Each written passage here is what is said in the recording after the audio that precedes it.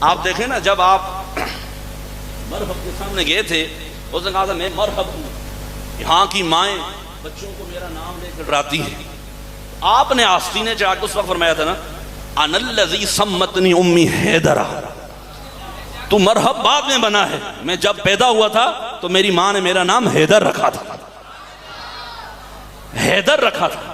آج لوگ مولا کائنات کی شان کو ناپتے ہیں، تولتے ہیں. شاہ صاحب کیا غزوہ خندق کے اندر شاہ صاحب جب سرکار نے مولا کائنات کو عمر بن عبد ود کے مقابلے میں بھیجا تھا، 1000 بندے پہ وہ بھاری تھا، وہ للکار رہا تھا اور اس کی طاقت کا یہ عالم تھا.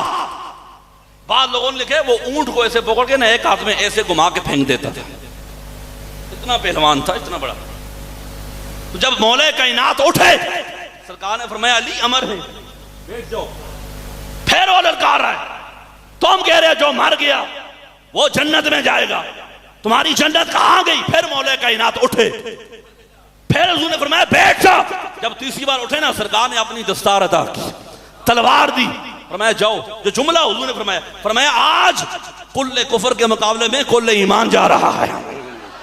سارے بولو سبحان اللہ. مولا کائنات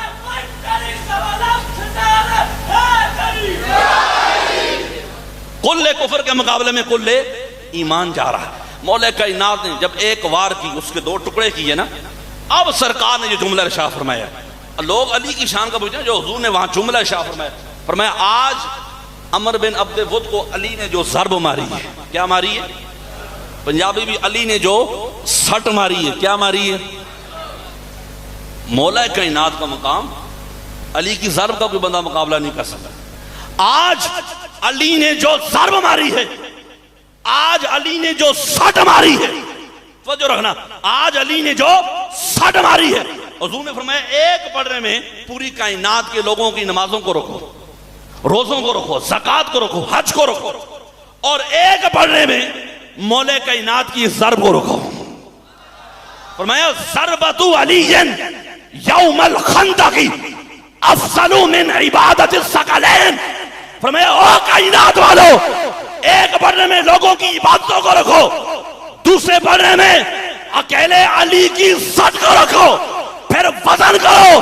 جب وزن کیا جائے گا نا پوری کائنات کے لوگوں کے اعمال کے اوپر علی کی ضرب کا وزن بھاری آ جائے گا.